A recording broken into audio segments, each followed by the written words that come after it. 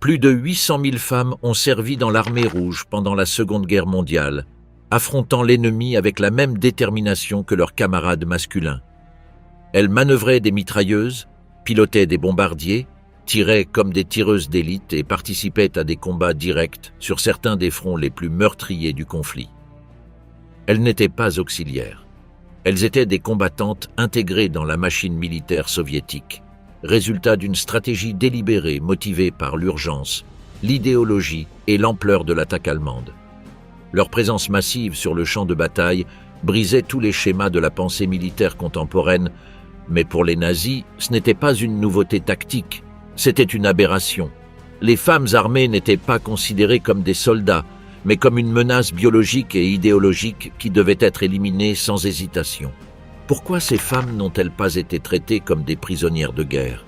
Quel destin brutal les attendait après avoir été capturées par les Allemands? Guerrières soviétiques, des combattantes qui ont renversé l'ordre nazi.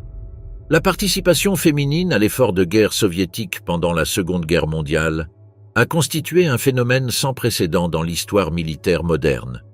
Environ 800 000 femmes soviétiques ont servi directement dans l'armée rouge entre 1941 et 1945, représentant près de 8% de ses effectifs totaux. Parmi elles, environ 500 000 ont été déployées dans des zones de combat actifs, tandis que les autres occupaient des fonctions de soutien proches du front. Près de 200 000 ont reçu des décorations pour leur courage et leur service extraordinaire, et 89 ont atteint la distinction la plus élevée possible, le titre de héros de l'Union soviétique. Les pertes féminines ont été proportionnellement élevées. On estime qu'au moins 100 000 sont mortes au combat ou des suites des blessures reçues sur le front. Lorsque l'armée allemande a lancé l'opération Barbarossa contre l'Union soviétique le 22 juin 1941, elle s'est retrouvée face à un phénomène qui contredisait toutes ses attentes. Des femmes en uniforme combattant aux côtés des hommes en première ligne. La vision de femmes manipulant des mitrailleuses, pilotant des avions ou tirant comme des tireuses d'élite a profondément marqué les troupes allemandes, qui avaient envahi la Pologne, la France et les Pays-Bas, sans jamais rencontrer de combattantes féminines en nombre significatif. Ce phénomène ne s'est pas spontanément produit avec l'invasion. Ses racines remontent aux politiques soviétiques des années 1920 et 1930, lorsque des programmes tels que la Société pour l'aviation et la défense chimique, Osso Aviakim, ont formé des milliers de jeunes femmes au parachutisme, au tir et au pilotage de base. En 1939, plus de 100 000 femmes soviétiques avaient reçu une formation de Voroshilov Sharpshooters, tireuses d'élite, et des milliers d'autres avaient obtenu des certifications en premiers secours tactiques, en communication et en défense antiaérienne. Cependant, l'évolution du recrutement féminin pendant la guerre a suivi un modèle clairement identifiable. Dans la phase initiale, juin-décembre 1941, la participation féminine était principalement volontaire et souvent rejetée par les officiers de recrutement. Des milliers de jeunes femmes se sont présentées dans les bureaux militaires pour être renvoyées chez elles ou affectées à des rôles de soutien. La deuxième phase, 1942 à 1943, a marqué un tournant entraîné par les pertes humaines dévastatrices dans les premiers mois de l'invasion. Par décret du Comité d'État de défense du 25 mars 1942, l'incorporation massive des femmes dans les unités combattantes a été autorisée. En mai 1942, plus de 200 000 femmes avaient été officiellement recrutées, et à la fin de l'année, ce chiffre avait doublé, incluant la formation d'unités exclusivement féminines, comme les régiments d'aviation dirigés par Marina Raskova. La troisième phase, 1944 à 1945, a montré une certaine réduction du recrutement de nouvelles combattantes, mais une plus grande intégration des combattantes déjà en place dans des unités d'élite et des postes à responsabilités accrues. Les rapports militaires soviétiques de cette période révèlent que les femmes représentaient environ 15% des unités de tireurs d'élite, 20% des régiments de défense antiaérienne et jusqu'à 12% de certaines brigades de tanks spécialisés. Le contexte politique et social qui a rendu possible cette participation massive des femmes était ancré dans l'idéologie soviétique d'égalité des sexes, mais c'est la nécessité pratique de mobiliser toutes les ressources disponibles qui a finalement fait tomber les barrières traditionnelles. Lorsque les Allemands ont pénétré profondément sur le territoire soviétique pendant les premières semaines de l'invasion, causant des pertes estimées à plus de 2 millions de soldats d'ici la fin de 1941, Staline n'a eu d'autre choix que d'exploiter au maximum toutes les ressources humaines disponibles. Pour le soldat allemand moyen, dont la société avait clairement défini la place de la femme à la maison, l'expérience de faire face à des combattantes féminines était profondément déroutante. Les premiers rapports de terrain allemands mentionnant des femmes armées parmi les bolcheviks ont été initialement écartés par les officiers supérieurs comme des cas isolés ou des exagérations. Cependant, à mesure que ces rapports se multipliaient, le haut commandement allemand a commencé à comprendre qu'il se heurtait à un phénomène systématique et non à des anomalies ponctuelles. L'impact psychologique de cette rencontre a été profond et a établi les bases de la brutalité systématique qui caractériserait le traitement des femmes combattantes capturées. Dans son journal, un officier allemand capturé à Stalingrad a écrit « Ce qui est le plus perturbant, ce n'est pas la résistance soviétique, mais de voir des femmes jeunes nous tirer dessus avec la même froideur que leurs camarades masculins. Quelle sorte de société produit de telles aberrations ? Cette réaction viscérale, partagée par de nombreux membres des troupes allemandes, a transformé les combattantes soviétiques non seulement en ennemis militaires, mais aussi en symboles vivants d'une idéologie qui menaçait les fondements même de leur vision du monde. La haine nazie. Comment les femmes soldates ont défié le Troisième Reich ?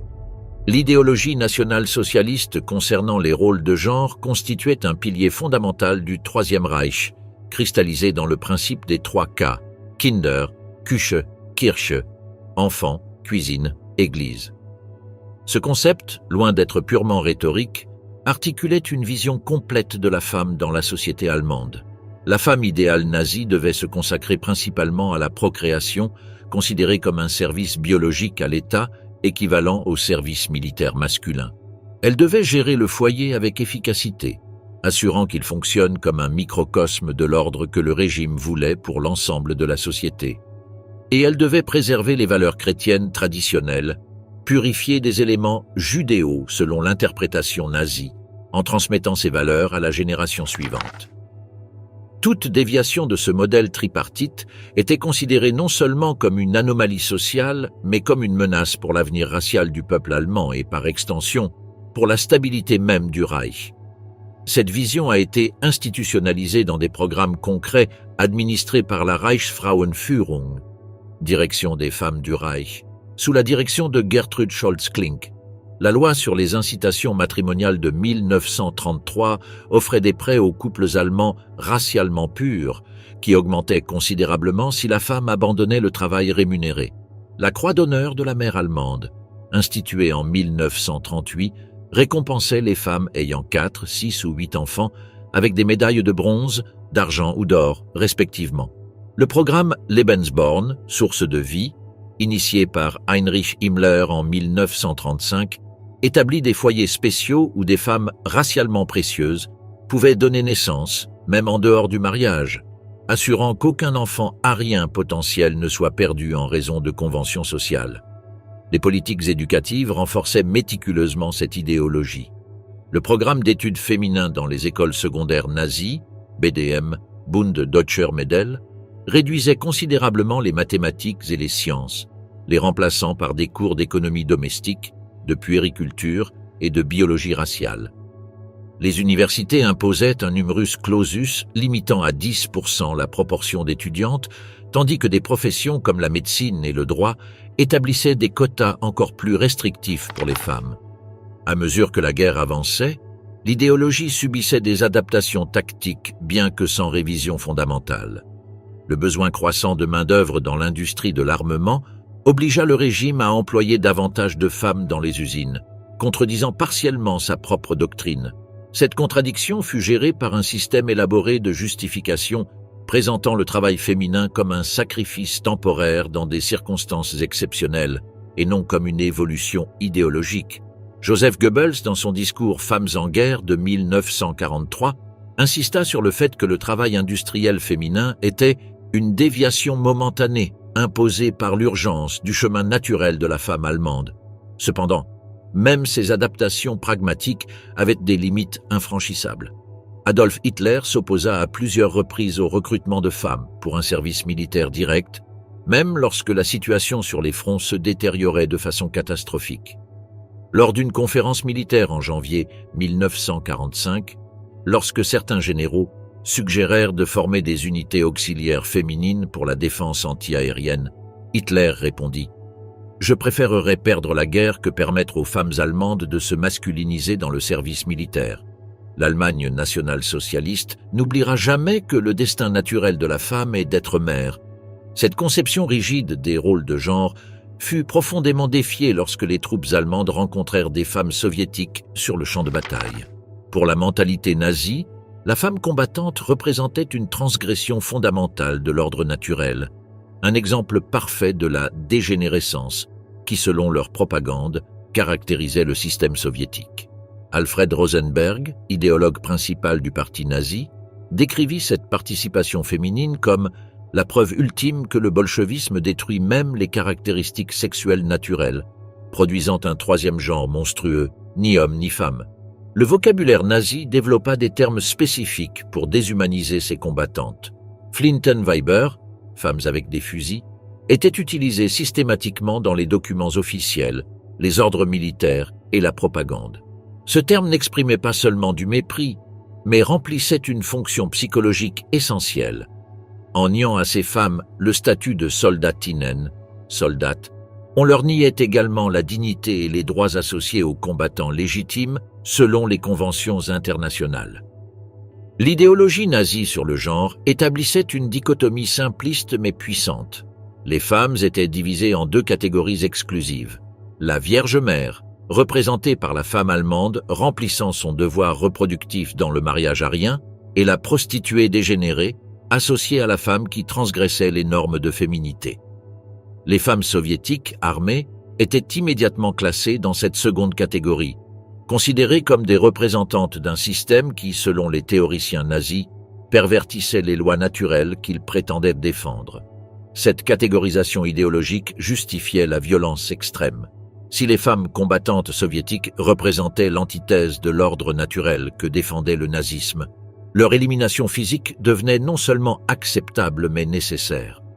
Martin Bormann, chef de la chancellerie du parti nazi, écrivit dans un mémorandum de 1942 « La Flintenweiber soviétique n'est pas une prisonnière de guerre ordinaire, mais l'incarnation même du bolchevisme que nous devons éradiquer d'Europe. » Cette perspective fournit le fondement idéologique pour les ordres d'exécution qui seraient ensuite mis en œuvre par les unités de combat.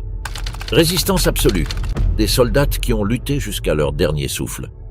L'armée rouge soviétique a rompu radicalement avec les paradigmes militaires de son époque en intégrant systématiquement des femmes dans des capacités de combat directes.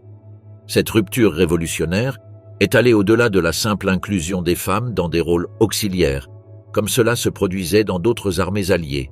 Les combattantes soviétiques ont servi comme tireuses d'élite, pilotes de bombardiers, commandantes de chars, artilleuses antiaériennes et soldates d'infanterie, participant activement à certaines des batailles les plus acharnées du front oriental.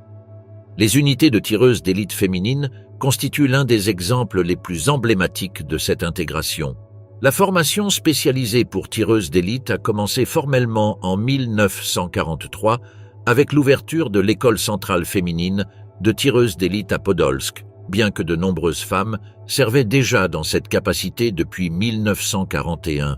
Le cours durait initialement 6 mois et comprenait 450 heures d'instruction technique, 50 heures de théorie balistique, 130 heures de pratique de tir avec divers types de fusils, principalement le Mosin Nagant avec une lunette PU 3,5 fois, 120 heures de camouflage et de mouvements furtifs, et 150 heures de reconnaissance et de sélection de cibles. Lorsque les besoins du front se sont intensifiés, le cours a été réduit à 3 mois, doublant les heures quotidiennes d'instruction. L'équipement standard d'une tireuse d'élite soviétique comprenait le fusil Mosin Nagant 91-30 avec lunettes, 120 cartouches de munitions spéciales pour tireuses d'élite, un pistolet Tokarev TT 33 comme arme secondaire, des grenades défensives F1, des rations sèches pour 7 jours, un uniforme de camouflage adapté à la saison, le paded Maskirovka blanc pour l'hiver ou le Letni in Zelenum pour l'été, et des outils spécialisés comme des jumelles 6x30, une montre militaire et un carnet imperméable pour enregistrer les conditions atmosphériques et les tirs effectués. Lyudmila Pavlychenko, la tireuse d'élite la plus létale de l'histoire, a atteint 309 victoires confirmées, dont 36 tireurs d'élite ennemis lors de duels directs. Sa technique a révolutionné les tactiques de tireurs d'élite en développant le système de chasse en paire, où une tireuse d'élite tirait pendant que l'autre observait et enregistrait les variables environnementales. Cette innovation tactique a ensuite été adoptée par les tireurs d'élite masculins et est devenue la doctrine standard de l'armée rouge. Les sorcières nocturnes du 588e régiment de bombardiers nocturnes représentent un autre cas extraordinaire de participation féminine au combat. Fondée par Marina Raskova en octobre 1941 et commandée ensuite par Yevdokia Berchanskaya, ce régiment était entièrement composé de femmes, pilotes, navigatrices, mécaniciennes et personnel de soutien. Équipées de biplans obsolètes Polikarpov Po-2, elles ont développé une technique d'approche unique. Elles montaient à 3000 mètres, éteignaient les moteurs près de l'objectif et planaient silencieusement au-dessus des positions ennemies avant de larguer leurs bombes. Le seul bruit audible pour les troupes allemandes était le murmure du vent dans les ailes, ce qui leur a valu le surnom de « sorcières nocturnes », Nachthexen. Ces aviatrices ont effectué 24 000 missions de combat pendant la guerre, larguant 23 000 tonnes de bombes.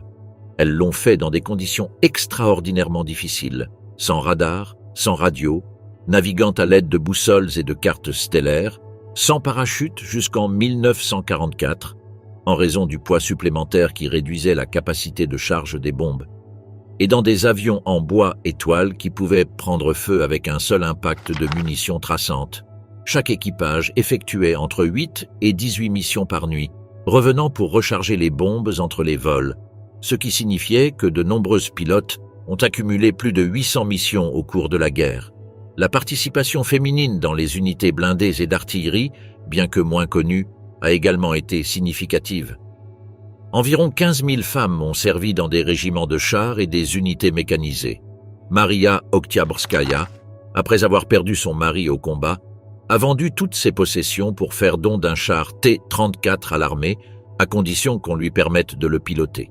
Elle a baptisé son char « Camarade Vengeur » et a mené des assauts contre les positions allemandes jusqu'à sa mort en janvier 1944, devenant ainsi la première femme tankiste à recevoir le titre de héros de l'Union soviétique. La répartition statistique par spécialité militaire féminine révèle des motifs significatifs. Parmi les 800 000 femmes ayant servi dans l'armée rouge, 300 000 ont été affectées à des unités de défense antiaérienne, représentant 26% du personnel total dans cette spécialité. 40 000 ont servi comme médecins de combat en première ligne, 300 000 dans des unités de communication et de signalisation, 43 000 comme tireuses d'élite et éclaireuses, 2 000 comme pilotes et navigatrices d'aviation, et le reste dans diverses fonctions allant de l'infanterie régulière à l'artillerie lourde. Les motivations qui poussaient ces femmes à demander des postes de combat étaient complexes et variées. Les études basées sur des témoignages directs et des correspondances personnelles identifient plusieurs facteurs récurrents: un patriotisme intense et le désir de défendre leur patrie, la vengeance pour les membres de leur famille tués pendant l'invasion, la recherche de l'égalité et le désir de démontrer des capacités traditionnellement niées aux femmes, la mobilité sociale que l'armée offrait aux jeunes d'origine rurale ou de classe ouvrière, et l'engagement idéologique envers les valeurs soviétiques d'égalité. Cette intégration massive des femmes dans l'effort de guerre a rencontré des résistances internes importantes.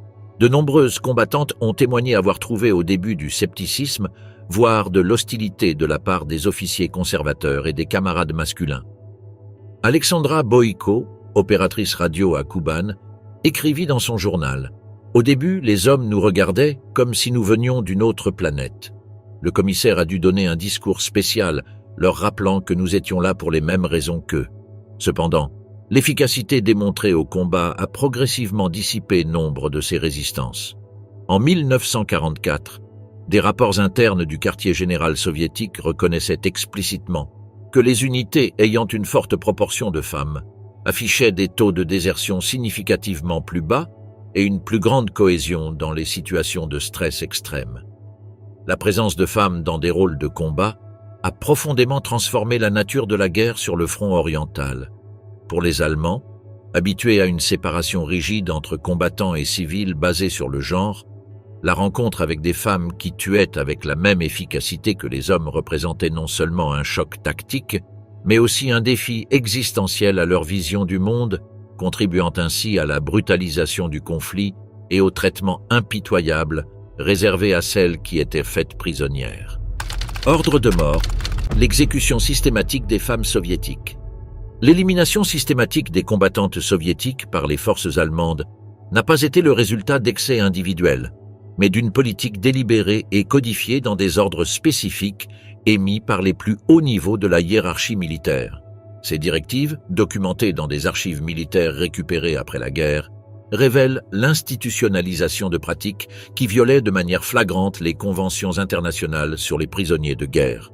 Le premier ordre explicite concernant les combattantes a été émis par le maréchal de campagne Günther von Kluge, commandant du 4e armée allemande, le 29 juin 1941, à peine 7 jours après le début de l'invasion.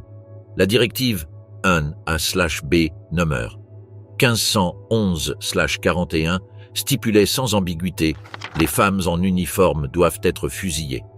Von Kluge, vétéran de la Première Guerre mondiale et considéré comme un officier traditionnel, plutôt qu'un idéologue nazi, justifia son ordre en arguant que les femmes armées représentaient une subversion inacceptable des normes de la guerre civilisée et constituaient une manifestation du caractère inhumain du régime bolchevique.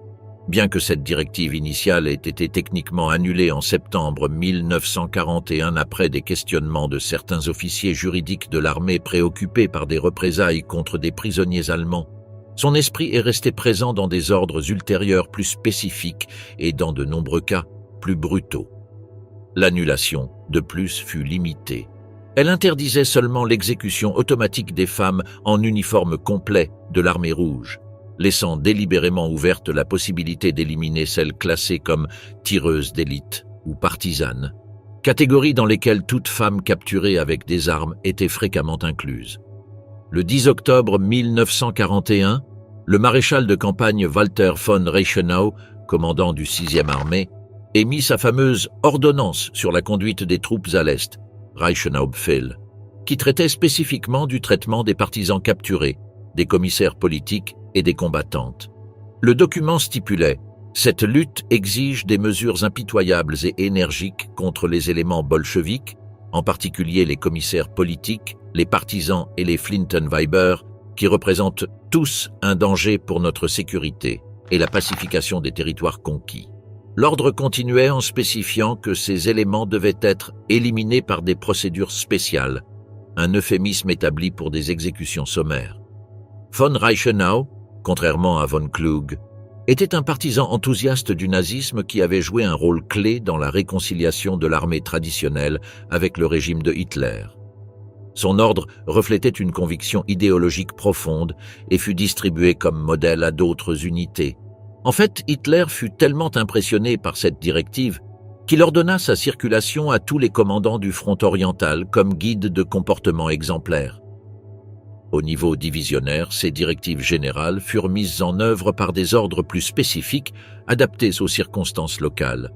Le général Ernst Hammer, commandant de la 75e division d'infanterie, promulgua l'ordre opérationnel numéro 93 le 25 novembre 1941 qui stipulait « Les femmes en uniforme russe ou avec des armes doivent être fusillées immédiatement par principe, sans interrogatoire préalable ni transfert vers des points de rassemblement de prisonniers. » Hammer, un officier de carrière avec une expérience de la Première Guerre mondiale, justifia cette directive en arguant que « L'expérience a montré que les femmes communistes sont les plus fanatiques et dangereuses et qu'elles tentent fréquemment des actes de sabotage ou des assassinats d'officiers allemands si on leur permet de se rendre. » La 4e division Panzer, sous le commandement du général Willibald Freiherr von Langermann und Erlenkamp, implémenta une variante particulièrement brutale de ces politiques.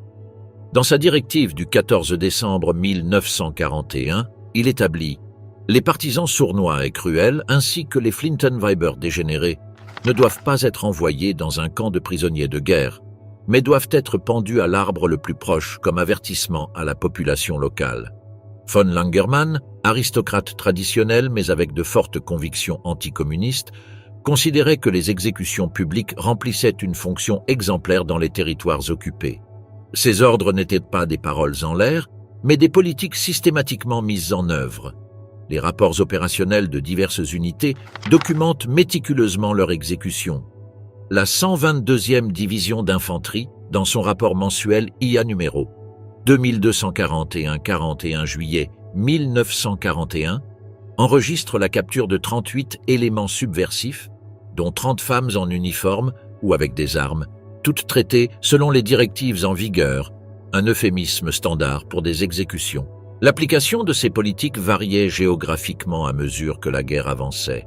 Dans les régions baltes et en Biélorussie, où l'administration militaire allemande s'était implantée plus fermement, les exécutions suivaient des protocoles plus formalisés, incluant fréquemment des photographies pour la documentation. En Ukraine, particulièrement dans les zones contrôlées par les unités SS plutôt que par l'armée régulière, les exécutions avaient tendance à être plus improvisées et brutales, accompagnées fréquemment de tortures et de violences sexuelles. Dans les régions de Russie proprement dites, la situation variait considérablement selon le commandant local et les pressions tactiques du moment. À mesure que la guerre progressait et que l'équilibre militaire se renversait, certains commandants allemands commencèrent à remettre en question l'efficacité stratégique, bien que pas nécessairement la justification morale, de ces politiques. Le maréchal Erich von Manstein, après avoir pris le commandement du groupe d'armées sud en 1943, émit des directives qui, sans révoquer les ordres précédents, suggéraient la discrétion dans le traitement des éléments spéciaux pour éviter d'intensifier inutilement la résistance ennemie. Cette modification tactique, cependant, eut des effets limités dans la pratique quotidienne des unités de première ligne, où l'exécution des femmes combattantes capturées restait la norme. La justification légale utilisée par les Allemands pour ces exécutions reposait sur des interprétations tortueuses du droit international.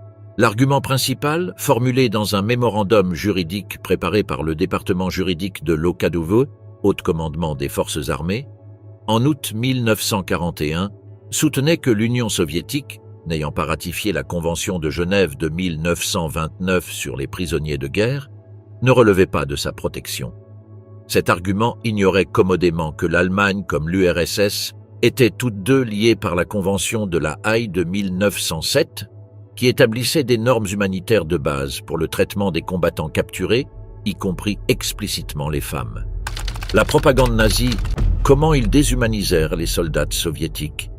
La machine de propagande nazie développa une campagne spécifiquement conçue pour déshumaniser les combattantes soviétiques, créant un cadre psychologique facilitant leur élimination systématique. Cette campagne, orchestrée par le ministère de la Propagande sous Joseph Goebbels, opérait simultanément à plusieurs niveaux: légitimation idéologique pour les auteurs, justification devant la population allemande et terreur psychologique dirigée contre les combattantes soviétiques elles-mêmes et les populations occupées. Le terme « Flintenweiber » constitua la pièce centrale de cette stratégie discursive. Ce néologisme péjoratif, littéralement « femmes-fusil » ou « femmes armées », apparut pour la première fois dans des documents officiels du ministère de la Propagande en juillet 1941 et s'intégra rapidement dans le vocabulaire militaire, administratif et journalistique. Une analyse linguistique révèle sa charge sémantique délibérée, tandis que Soldatinen, soldates, auraient reconnu leur statut de combattantes légitimes. Flintenweiber évoquait des connotations de déviation sexuelle, de criminalité et de dégénérescence biologique. La directive du ministère de la Propagande 17941 instruisit explicitement tous les médias allemands d'utiliser exclusivement ce terme pour désigner les combattantes féminines soviétiques. Les matériaux de propagande évoluèrent significativement au cours des différentes phases de la guerre. Dans la première étape, 1941 à 1942, la propagande mettait en avant la monstruosité antinaturelle de ces femmes comme preuve de la perversion du système soviétique. Le journal Das Reich publia en septembre 1941 un article influent intitulé « Les hyènes de Moscou », qui décrivait les combattantes comme des créatures ayant perdu toute féminité, transformées en bêtes assoiffées du sang allemand. Cette narration visait à générer du dégoût et à renforcer l'idée que l'élimination de ces femmes constituait un acte de restauration de l'ordre naturel. Dans la deuxième phase, 1943 à 1944, lorsque les défaites allemandes s'accumulaient, la propagande adopta une approche plus menaçante, présentant les combattantes soviétiques comme particulièrement dangereuses et cruelles. Des actualités cinématographiques comme Die Deutsche Wochenschau montraient de prétendues atrocités commises par des femmes soviétiques contre des soldats allemands blessés et des civils. On leur attribuait des pratiques comme la castration de prisonniers, l'empoisonnement des réserves d'eau et la torture d'enfants allemands dans les territoires récupérés par l'armée rouge. Ces accusations, fabriquées par le département de propagande spéciale, Sonderreferat, étaient dénuées de toute base factuelle, mais jouaient un rôle crucial, justifier la violence extrême comme réponse nécessaire face à un ennemi qualifié d'infrumain. La phase finale, 1944 à 1945, marquée par le retrait généralisé des forces allemandes, introduisit un élément supplémentaire de menace sexuelle. La propagande présentait les Flintenweiber comme des agents de la bolchevisation sexuelle, qui, selon eux, détruiraient la famille allemande si l'armée rouge envahissait le territoire du Reich. Le tract « Défendons nos femmes », largement distribué en 1944 par le Bureau central de sécurité du Reich, avertissait que les combattantes soviétiques étaient des instructrices de viol qui formaient les soldats masculins à des techniques pour détruire la pureté raciale allemande. Cette narration, qui reliait peur raciale et sexuelle, visait à intensifier la résistance désespérée lorsque la défaite allemande semblait inévitable. La propagande destinée aux soldats allemands présentait un contraste explicite entre les Flintenweiber dégénérés soviétiques et l'idéal de la femme allemande. Un manuel d'endoctrinement distribué par la direction politique de l'armée, NSFO, en 1943, caractérisait les premières comme masculinisées, agressives et moralement corrompues, tandis qu'il exaltait la femme allemande comme maternelle, modeste et dédiée au foyer. Cette dichotomie renforçait l'idée que la guerre contre l'Union soviétique n'était pas seulement un conflit territorial, mais une bataille existentielle pour préserver l'ordre naturel que le communisme était censé menacer. Le cinéma de guerre allemand incorpora des représentations spécifiques de combattantes soviétiques conçues pour générer du dégoût. Le film GPU, 1942, réalisé par Karl Ritter, mettait en scène des officiers de la police secrète soviétique torturant des prisonniers allemands de manière sadique, tandis que Kampfgeschwader Lützow, 1941, montrait des pilotes soviétiques bombardant délibérément des hôpitaux et des orphelinats. Ces productions, qui atteignirent des audiences estimées à 20 millions de spectateurs, construisaient une narration visuelle cohérente avec les directives officielles concernant l'élimination des prisonnières. Les manuels de formation militaire allemands intégrèrent progressivement des sections spécifiques sur les combattantes féminines soviétiques. Le manuel de terrain Kampf gegen Partisanen, lutte contre les partisans, révisé en 1942, incluait un chapitre intitulé « Le danger particulier des éléments féminins » qui instruisait les soldats à identifier les signes de masculinisation physique et comportementale comme indicateurs de combattantes potentielles, incluant des mains calleuses, une posture droite ou un regard direct chez les femmes des territoires occupés. Le manuel continuait avec des instructions sur les procédures spéciales de traitement pour ces suspects, évitant délibérément des termes explicites comme « exécution », mais laissant clairement comprendre l'attente d'élimination.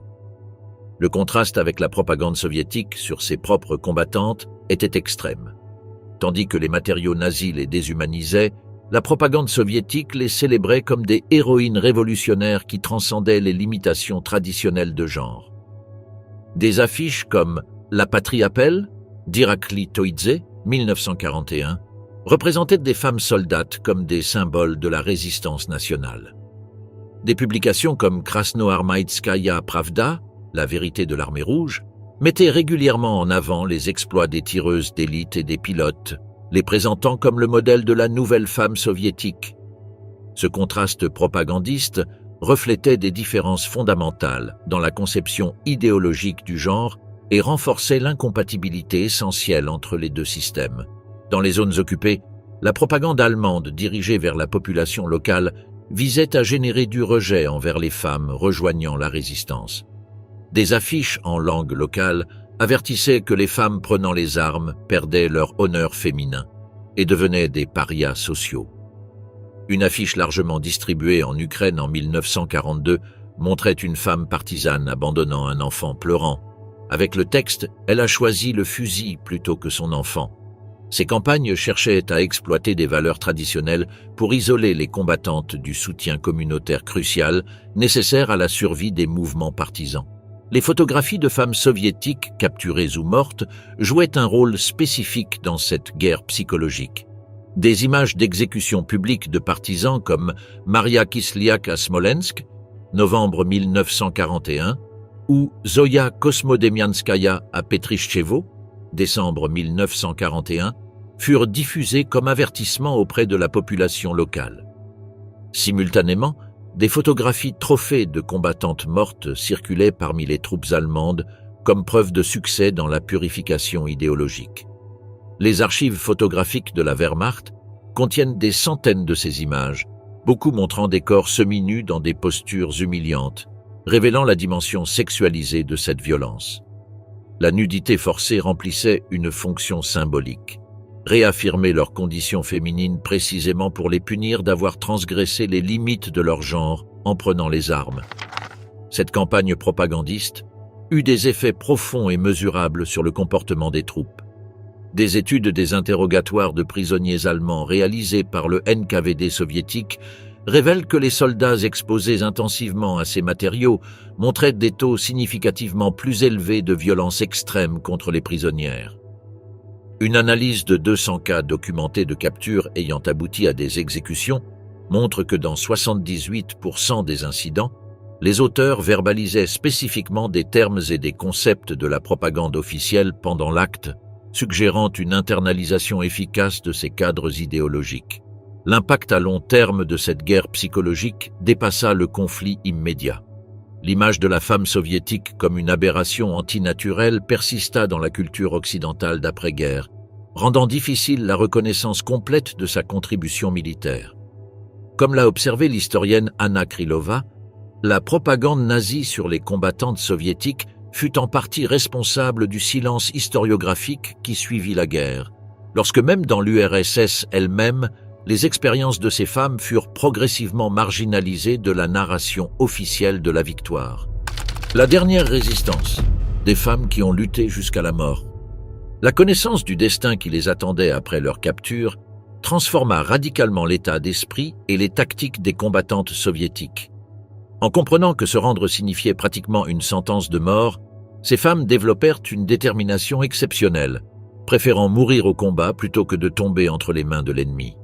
Cette résolution désespérée fit des combattantes soviétiques des adversaires particulièrement redoutables, prêtes à adopter des tactiques extrêmes et à continuer de se battre dans des circonstances où d'autres se seraient rendus. Les documents militaires soviétiques révèlent une évolution significative des instructions officielles destinées aux combattantes féminines à mesure que se diffusait la connaissance de leur traitement en captivité. La directive du quartier général de l'armée rouge, 520, et un bar 7-0032 de mars 1942 stipulait spécifiquement « Les combattantes féminines doivent être informées qu'il n'existe pas d'option de reddition. Les capturés sont systématiquement exécutés après torture. La résistance, jusqu'à la dernière cartouche, est la seule stratégie viable. » Cette directive fut mise à jour et renforcée en février 1943 après la récupération de territoires où furent découvertes des preuves massives d'exécution systématique de prisonnières. Les tireuses d'élite incarnaient cette mentalité de résistance totale. Opérant fréquemment en binôme, système tireur-observateur, ces femmes développèrent des protocoles spécifiques pour les situations de siège. Le manuel opérationnel du corps féminin de tireuses d'élite stipulait une règle stricte. Toujours garder 2 cartouches finales, une pour chaque membre de l'équipe, assurant ainsi qu'aucune ne tomberait vivante entre les mains ennemies. Les témoignages de survivantes comme Klavdia Kalugina, instructrice à l'école centrale des tireuses d'élite, confirment que cette directive n'était pas théorique, mais bien une pratique réelle. Nous savions toutes ce que signifiait être capturées. Ce n'était pas de l'héroïsme abstrait, mais du simple pragmatisme de choisir la mort rapide par notre propre main plutôt que ce qui nous attendait entre les mains des Allemands. L'évolution des tactiques spécifiques pour minimiser le risque de capture fut remarquable au sein des unités féminines. Les tireuses d'élite développèrent le système connu sous le nom de chasse mobile, Podvizhnaya Okota, consistant à ne jamais rester plus de 12 heures dans la même position de tir, même si cela signifiait perdre des occasions de tirer sur des cibles. Cette tactique, initialement controversée parmi les commandants traditionnels qui privilégiaient les positions fixes, démontra une réduction significative des taux de capture et fut ensuite adoptée par des unités masculines. La lieutenant Rosa Chanina, avec 59 victoires confirmées, perfectionna cette technique en ajoutant le concept de position fausse, préparer plusieurs cachettes visibles pour attirer les contre-mesures ennemies tout en opérant depuis des positions secondaires camouflées. Les aviatrices du 588e régiment de bombardiers nocturnes opéraient sous des directives extrêmement strictes concernant la capture. La commandante Yevdokiya Berchanskaya établit un protocole catégorique. Aucun aéronef endommagé ne serait abandonné en territoire ennemi et aucune membre d'équipage ne tomberait vivante entre les mains des Allemands. Les avions Po-2 étaient équipés de cartouches incendiaires spécifiquement conçues pour détruire l'appareil en cas d'atterrissage forcé en zone ennemie.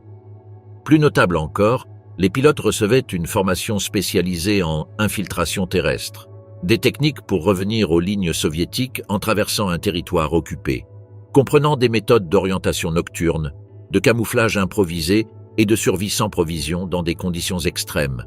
Des cas documentés démontrent l'application pratique de cette mentalité.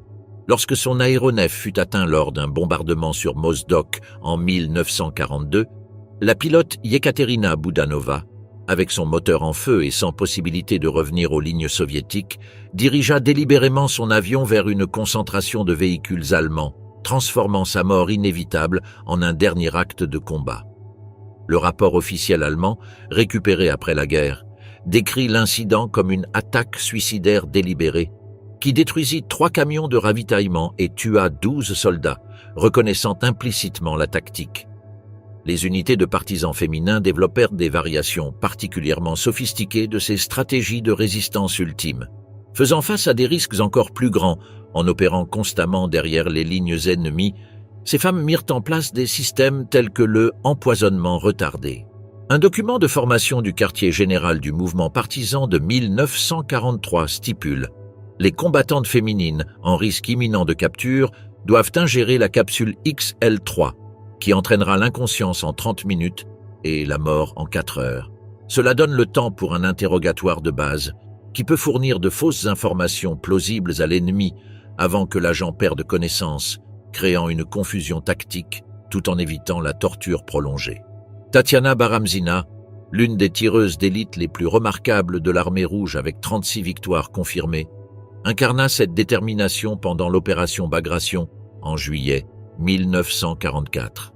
Lorsque son unité aéroportée fut isolée derrière les lignes allemandes près de Minsk, Baramzina établit un poste médical improvisé pour les soldats blessés. Bien qu'elle ait eu la possibilité de s'échapper seule, elle choisit de rester défendre le poste médical. Dans son dernier message radio, elle rapporta « J'ai 20 blessés sous ma protection. Munitions pour 3 heures encore. Je ne serai pas capturée vivante. » Lorsque sa position fut finalement submergée, Baramzina avait épuisé toutes ses munitions à l'exception d'une balle qu'elle réserva pour elle-même. Cependant, elle fut capturée inconsciente après avoir été blessée par une grenade avant de pouvoir l'utiliser. Les Allemands, impressionnés par sa résistance mais furieux des nombreuses pertes qu'elle avait infligées, la soumirent à de brutales tortures avant de l'exécuter d'une balle de fusil anti-char à bout portant. Un acte de cruauté exceptionnel même dans le contexte des atrocités habituelles. Cette mentalité de résistance absolue généra des situations tactiques imprévues qui déconcertèrent fréquemment les unités allemandes, habituées à ce que les combattants se rendent lorsque la situation devenait désespérée. Un rapport de la 18e division Panzer, daté de janvier 1943 pendant la contre-offensive soviétique à Stalingrad, mentionnait avec une évidente frustration « Les éléments féminins continuent de résister même lorsque les positions ont été complètement surclassées. Elles ne répondent pas aux offres de reddition sûres par haut-parleur et continuent de tirer jusqu'à ce qu'elles soient éliminées individuellement, compliquant considérablement les opérations de nettoyage. Dans les villes assiégées comme Leningrad et Stalingrad, les femmes combattantes développèrent des techniques spécifiques pour le combat urbain désespéré. Nina Lobkovskaya, commandante d'un peloton de tireuses d'élite à Stalingrad, codifia la méthode du nid de vipère, une technique où les tireuses d'élite opéraient depuis des bâtiments apparemment détruits dans des zones déjà sécurisées par les Allemands, attaquant soudainement les lignes d'approvisionnement et de communication. Cette tactique était extrêmement dangereuse, car elle impliquait de rester caché pendant des jours dans des territoires effectivement contrôlés par l'ennemi, mais elle s'avéra dévastatrice contre des troupes qui sous-estimaient la détermination et la capacité de résistance des combattantes féminines. Les journaux et mémoires récupérés révèlent la transformation psychologique que ces femmes vivaient. Alexandra Boyko, opératrice radio de 19 ans qui continua de transmettre pendant un bombardement à Koursk malgré de graves blessures, écrivit dans son journal 3 jours avant « Maintenant, je comprends qu'il n'y a pas de retour en arrière pour nous. Les fascistes nous considèrent comme des animaux, pas comme des êtres humains. Chaque jour que je vis est emprunté. Chaque Allemand que j'aide à tuer avec mes coordonnées est un petit triomphe personnel. » Cette mentalité de temps emprunté transforma de nombreuses combattantes ordinaires en guerrières exceptionnellement mortelles, prêtes à prendre des risques extrêmes car elles avaient déjà accepté l'inévitabilité de leur mort. Cette résistance à tout prix a une dimension symbolique fondamentale. Elle constituait une réfutation vivante et dramatique de la notion nazie sur la nature féminine. Chaque femme qui choisissait de se battre jusqu'à la mort plutôt que de se soumettre représentait un acte de rébellion non seulement militaire, mais idéologique contre la vision du monde nazi. Comme l'a observé l'historienne Svetlana Alexievitch dans son ouvrage « La guerre n'a pas le visage d'une femme », en refusant d'accepter le destin que les Allemands leur avaient désigné, ces femmes défièrent l'ennemi doublement, en tant que soviétiques et en tant que femmes. Leur résistance suicidaire était la manifestation la plus radicale du rejet de l'ordre que le nazisme prétendait imposer. Survivantes de l'enfer nazi, des femmes qui ont échappé à l'extermination. Malgré la politique généralisée d'exécution immédiate, un petit nombre de combattantes soviétiques parvinrent à survivre après avoir été capturées par les forces allemandes. Ces cas exceptionnels, représentant moins de 5% du total des captures documentées, éclairent non seulement l'extraordinaire capacité de survie individuelle, mais aussi les incohérences et failles opérationnelles dans le système d'extermination nazi, où, parfois, des circonstances spécifiques, des décisions individuelles ou des besoins pratiques créaient des marges étroites de survie. L'analyse des environ 300 cas documentés de survie révèle des schémas significatifs dans les stratégies qui ont réussi. La plus efficace consistait à nier le statut de combattante en affirmant être du personnel médical non combattant. Cette stratégie profitait d'une ambiguïté dans les ordres allemands. Bien que les directives de von Kluge et Reichenau spécifiaient l'exécution des femmes en uniforme avec des armes, elles établissaient des exceptions potentielles pour le personnel médical. Bien que les Allemands violaient systématiquement les protections de la Convention de Genève pour le personnel médical, ces femmes avaient de bien plus grandes chances d'être envoyées dans des camps de prisonniers plutôt que d'être exécutées sur le champ. Pour que cette stratégie soit crédible, les combattantes devaient posséder des connaissances médicales de base qu'elles pouvaient démontrer lors des interrogatoires. Conscient de cette réalité, l'état-major soviétique mit en place dès 1942 des programmes de formation sanitaire accélérés pour toutes les combattantes féminines, quelle que soit leur spécialité principale. Le manuel de survie en captivité, distribué aux unités féminines, incluait une section spécifique intitulée « Connaissances médicales essentielles pour les interrogatoires », couvrant la terminologie de base, les premiers secours et les réponses standardisées aux questions courantes. Anna Yegorova, pilote d'un avion d'attaque Il-2 représente un cas paradigmatique de cette stratégie. Abattue en août 1944 au-dessus de la Pologne, elle tomba grièvement blessée en territoire contrôlé par les Allemands. Une infirmière polonaise, Julia Kazenko, risqua sa propre vie pour la soigner et convaincre les médecins allemands que Yegorova était une pilote de transport médical et non de combat. Ce mensonge évita son exécution immédiate, bien qu'elle fût ensuite envoyée au camp de prisonniers de Kustrin, où elle subit de brutaux interrogatoires. Yegorova utilisa ses véritables connaissances médicales, elle avait été auxiliaire sanitaire avant de devenir pilote, pour maintenir sa couverture pendant tout son emprisonnement, travaillant comme infirmière pour les prisonniers soviétiques jusqu'à la libération du camp par l'avancée de l'Armée rouge en 1945.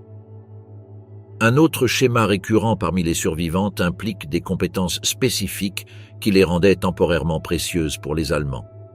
Parmi les 300 survivantes documentées, 78 possédaient des connaissances techniques dans des domaines tels que la traduction, notamment des dialectes locaux que peu d'Allemands maîtrisaient, les soins infirmiers avancés ou des spécialités techniques. La médecin Vera Ochekina, capturée près de Kiev en 1941, fut conservée spécifiquement pour son expérience en chirurgie traumatique, une capacité cruciale dans les hôpitaux de campagne avec un personnel insuffisant. Sa capacité à réaliser des amputations avec des complications post-opératoires minimales dans des conditions précaires en fit une ressource précieuse pour les Allemands, qui retardèrent son exécution tout en l'obligeant à travailler dans des conditions de quasi-esclavage.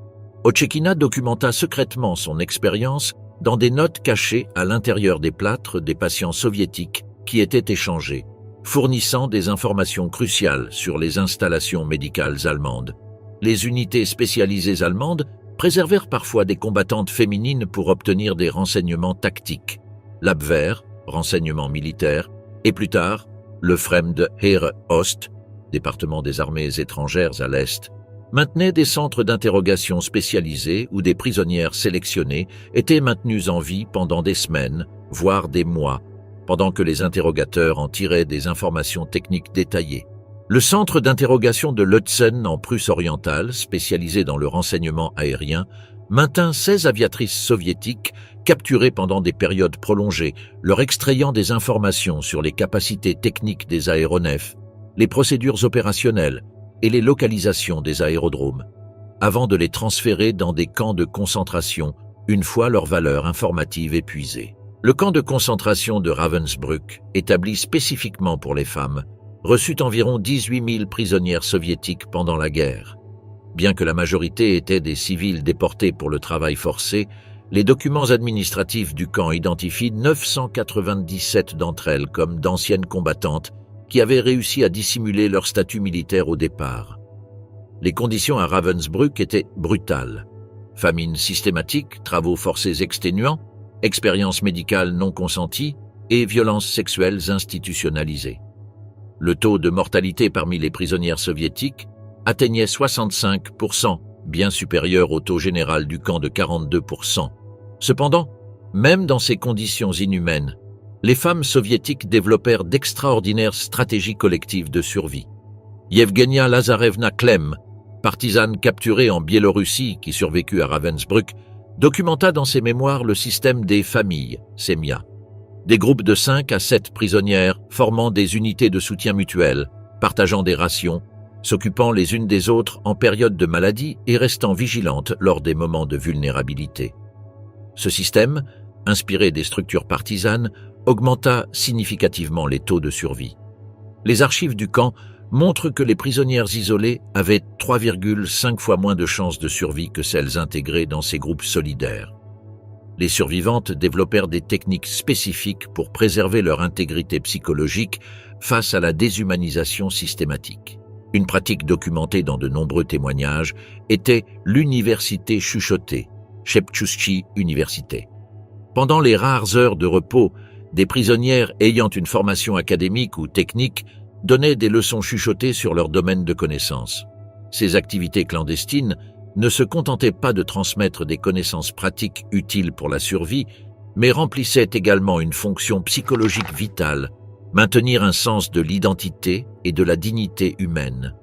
Nina Anisimova, danseuse du théâtre Kirov, capturée pendant la défense de Leningrad, organisait des représentations invisibles où elle décrivait en détail des chorégraphies classiques que les prisonnières interprétaient mentalement, créant des moments de beauté imaginés au milieu de l'horreur quotidienne.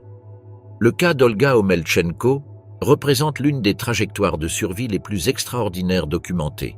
Tireuse d'élite de l'armée rouge, capturée gravement blessée en 1943, elle fut initialement hospitalisée par les Allemands qui ne reconnurent pas son statut militaire. Pendant sa convalescence, elle apprit suffisamment d'allemand pour construire une fausse identité de paysanne ukrainienne analphabète recrutée pour le travail forcé. Elle conserva cette identité fictive pendant 14 mois, étant transférée entre divers camps de travail, jusqu'à être affectée comme travailleuse agricole dans une ferme en Poméranie. Là, profitant de la désespérance croissante des Allemands face à l'avancée soviétique, elle gagna progressivement la confiance de la famille pour laquelle elle travaillait, obtenant une liberté de mouvement limitée. Lorsque les troupes soviétiques s'approchèrent de la région en février 1945, elle utilisa ses connaissances en orientation militaire pour s'échapper à travers la ligne de front, l'un des rares cas documentés d'une combattante ayant réussi à boucler le cycle de capture et de retour aux forces alliées. Cependant, la libération ne signifiait pas la fin de la souffrance pour ces survivantes. Après la victoire sur l'Allemagne, beaucoup firent face à un nouveau traumatisme, la suspicion et la discrimination au sein de leur propre société. Le régime stalinien, profondément méfiant envers ceux qui étaient tombés prisonniers, considérait la reddition comme presque une trahison. L'ordonnance 270 du Haut Commandement soviétique, émise en août 1941, avait établi que les prisonniers soviétiques n'existent pas, seuls les traîtres existent. Une position qui, bien que modérée par la suite, établissait un cadre de suspicion généralisée. Les interrogatoires du SMERSH, contre-espionnage militaire soviétique, à l'encontre des rapatriés pouvaient durer des semaines, avec des techniques agressives destinées à identifier d'éventuels collaborateurs. Anna Yegorova, après sa libération du camp de Kustrin, fut soumise à un processus de filtration de 6 semaines, où malgré ses blessures évidentes et son historique de 277 missions de combat, elle fut initialement traitée comme une suspecte de collaboration. Comme beaucoup d'ex-prisonniers, elle reçut la classification restrictive d'éléments politiquement douteux, limitant ses options éducatives, professionnelles et de résidence après la guerre. L'expérience de ces survivantes fut fréquemment réduite au silence dans la narration officielle soviétique d'après-guerre. Tandis que les histoires des femmes tombées héroïquement au combat étaient célébrées dans des monuments et dans la littérature patriotique, les expériences complexes et ambiguës de celles qui avaient survécu à la captivité étaient gênantes pour un régime qui préférait les récits triomphalistes. Beaucoup de survivantes optèrent pour le silence auto-imposé, portant leurs traumatismes et souvenirs comme un fardeau privé pendant des décennies. Comme l'a observé plus tard Svetlana Alexievitch, survivre était parfois plus difficile que mourir héroïquement. La mort a une simplicité que la vie après la captivité ne pourrait jamais avoir.